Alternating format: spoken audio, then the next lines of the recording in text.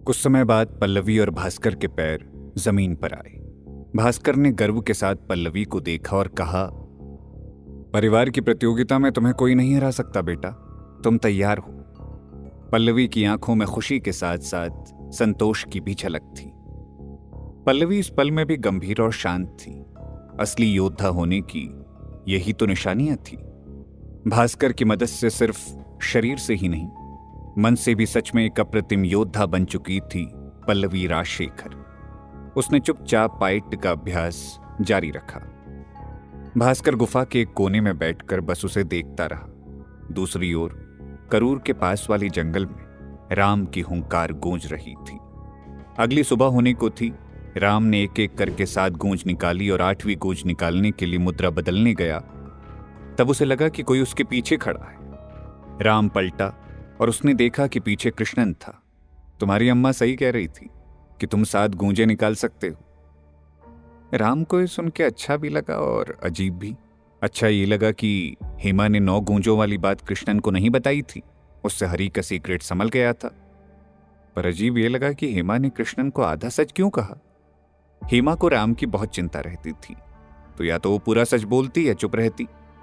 पर राम के विचारों पर कृष्णन के चमकते तंदुरुस्त चेहरे ने रोक लगाई। पिछली रात कृष्णन अपनी आखिरी सांसें ले रहा था और अभी सिर्फ कृष्णन का हाथ ही नहीं बल्कि उसका पूरा शरीर स्वस्थ लग रहा था। आप कुछ अलग ही दिख रहे हैं अप्पा, राम ने बात घुमाते हुए कहा। कृष्णन ने एक बहुत ही मीठी मुस्कान अपने बेटे को दी। अलग महसूस भी कर रहा हूं राम, सिर्फ ये हाथ ही नहीं पर मेरे अंदर के घाव भी भर रहे हैं। एक बात बताओ, सच बताना, तुमने कौन सी जड़ी बूटी पिलाई थी मुझे? राम को यकीन था कि उसे आज नहीं तो कल इस सवाल का सामना करना पड़ेगा और राम ने इसके जवाब की तैयारी कर रखी थी। उसने चुपके से अपनी जेब में हाथ डालकर 3 मोती वाली शीशी में से एक बर्फीला मोती निकाला और कृष्णन को वो मोती दिया। ये वही जादुई अपराजित शक्ति से छलकता मोती था जो कनकी की बर्फीली ठंड के साथ घर्षण की वजह से हरी की सतह से निकले थे। राम उन मोती का प्रयोग कृष्णन की तबीयत ठीक करने के लिए ही करना चाहता था। अब तो उसे कृष्णन को ये मोती देने का मौका भी मिल गया था। कृष्णन की आंखें चौंधिया गई। उसने वो एक मोती हाथ में लिया।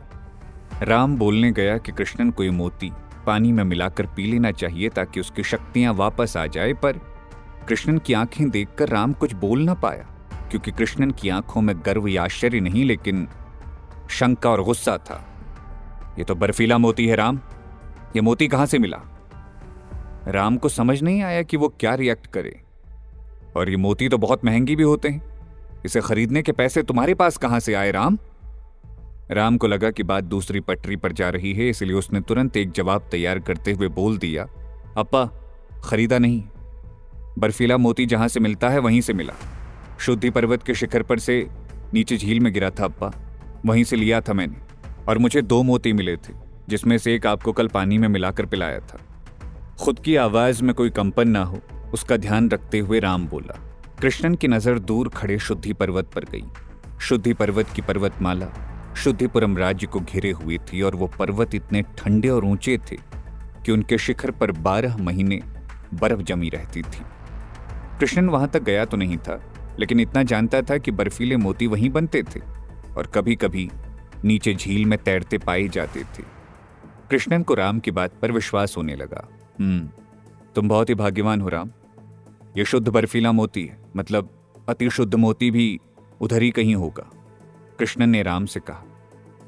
राम को कुछ समझ नहीं आया। कृष्णन ने राम को बहुत ही गहराई से 2 प्रकार के मोतियों के बारे में समझाया।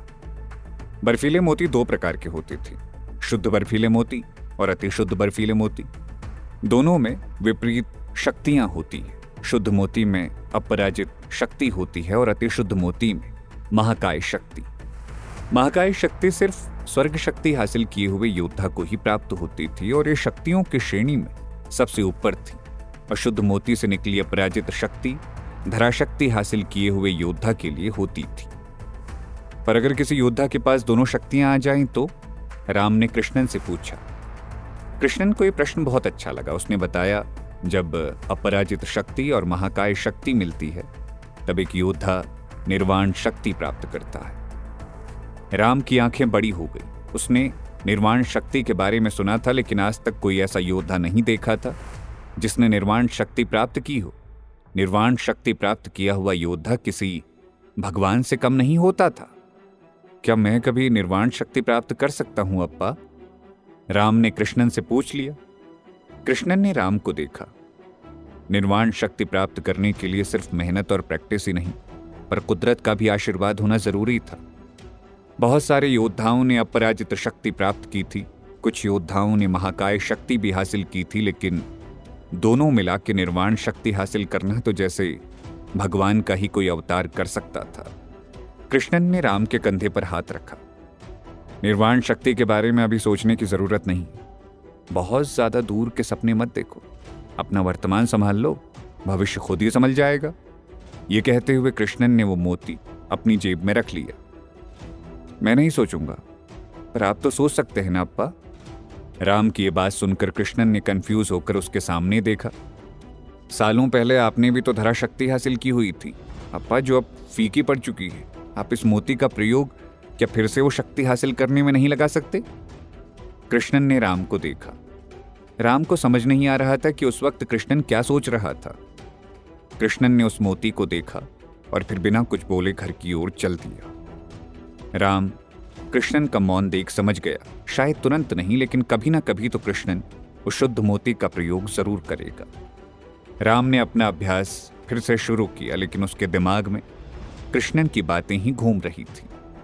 कुदरत का दिल कितना बड़ा था, एक आदमी को भगवान बनाने तक की सुविधाएं वो देती थी। शुद्ध और अतिशुद्ध मोती शुद्धि पर्वत के शिखर पर मिलना भी रेयर माना जाता था, पर कनकी के शरीर की बर्फीली ठंडी से उसे तो घर में ही ये मोती मिल गया था, और वो भी एक नहीं, तीन तीन। कुछ तो अजीब था कनकी में, पर क्या? अचानक ही उसे रियलाइज हुआ कि उसका दिमाग कहीं और घूम रहा है। उसे वर्तमान पर ध्यान देना चाहिए। पायट युद्ध कला का अभ्यास सिर्फ शरीर से ही नहीं होता, बल्कि शरीर और मन के मिलन से भी होता है। कनकी की बर्फीली ठंडी और शुद्ध मोती का राज किसी और दिन ढूंढने का निश्चय कर राम पायट के अभ्यास में लग गया। 1.5 महीना और गुजर गया। इस 1.5 महीने के दौरान राम का शरीर और मजबूत तो हुआ था, लेकिन अभी भी वो 10वीं गूंज नहीं निकाल पा रहा था। 5वीं परत हासिल करने के बाद हड्डियों की वो बुरी पीड़ा भी खत्म हो गई थी। राम ने कृष्णन से और 2 नए प्राणायाम सीखे थे। उस रात के बाद कंकाल सपने में नहीं आया था। रात को सपने में आती सुनहरी आकृति के साथ राम की कड़ी प्रैक्टिस भी जारी थी, लेकिन उसे समझ नहीं आ रहा था कि 10वीं गूंज क्यों नहीं निकल रही थी। 5वीं परत तो कब की हासिल कर ली थी, पर 6ठी परत को अभी समय लग रहा था। लेकिन इसका मतलब ये नहीं था कि राम अपने अभ्यास में पीछे था।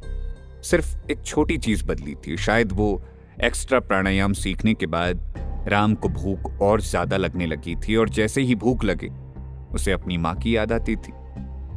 पहले तो राम बिना खाए ही प्रैक्टिस करता था, लेकिन फिर उसे लगने लगा था कि अभ्यास के साथ साथ उसके शरीर को सेहतमंद खाने की भी जरूरत थी। हालांकि उसे दिन में एक ही बार भूख लगती थी, लेकिन जोरों की लगती थी। उसे घर वापस जाकर अपनी मां के हाथ का खाना खाना ही पड़ता। क्यों हो रहा था ऐसा? कृष्णन से राम ने इस बारे में पूछा तो कृष्णन ने उसे एक पॉजिटिव साइन कहा।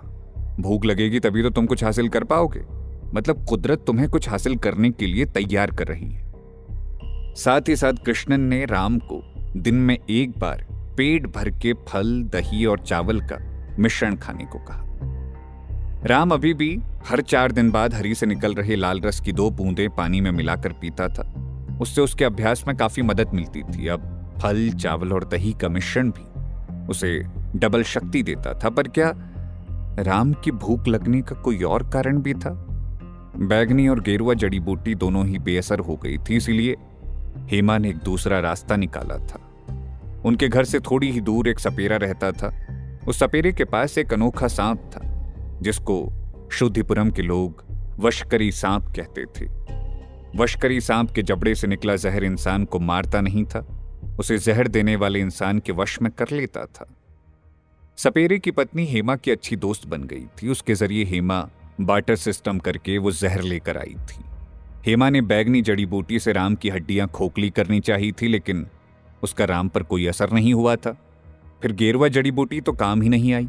अब वशकरी सांप का जहर राम के दही में वो मिला देती थी। हेमा को विश्वास था कि ये जहर धीरे धीरे राम को हेमा के वश में ला देगा। शायद इसीलिए राम को ज्यादा भूख लगती थी और रोज माँ के पास आके खाने की इच्छा भी होती थी। हेमा को यकीन था कि बस थोड़े ही दिनों बाद अपने बेटे को वश में कर उस प्रतियोगिता में हिस्सा लेने के विचार को उसके दिल और दिमाग से खत्म कर देगी। राम को इन सब के बारे में कुछ नहीं पता था। वो बस इतना जानता था कि उसका अभ्यास अच्छा जा रहा था, फिर भी 10वीं गूंज निकलने का नाम क्यों नहीं ले रही थी। शायद एक चीज की कमी थी जो एक दिन नरसिंह ने पूरी कर दी। राम और कनकी 1.5 महीने में होने वाली महान प्रतियोगिता के लिए वस्त्र लेने बाजार गए थे। बाजार करूर गांव से दूर शुद्धिपुरम नगर की सरहद पर था, जहां से राजशेखर हवेली बहुत ही पास थी।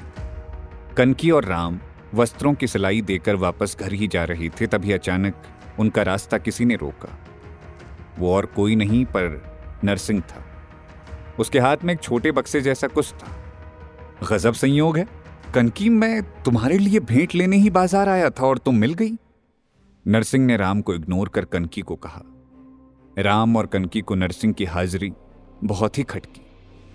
पूछोगी नहीं कि क्या भेंट, कौन सी भेंट? कोई बात नहीं, मैं सामने से बता देता हूं। यूं कहकर नरसिंह ने अपने हाथ में रखा बक्सा खोला।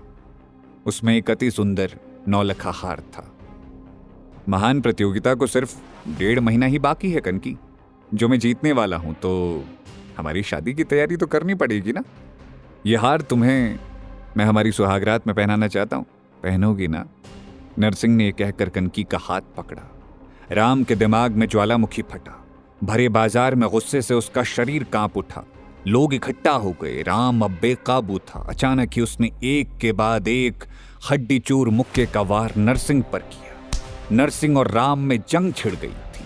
राम मुक्के मारता, नरसिंह अपना बचाव करता।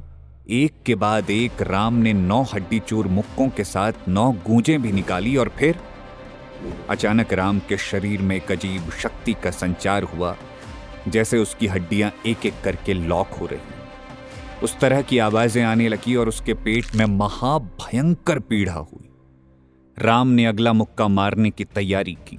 जब राम ने मुट्ठी बांधी तब पंजे की हड्डियों में से आवाज आई। यह सुनकर नरसिंह स्तब्ध रह गया।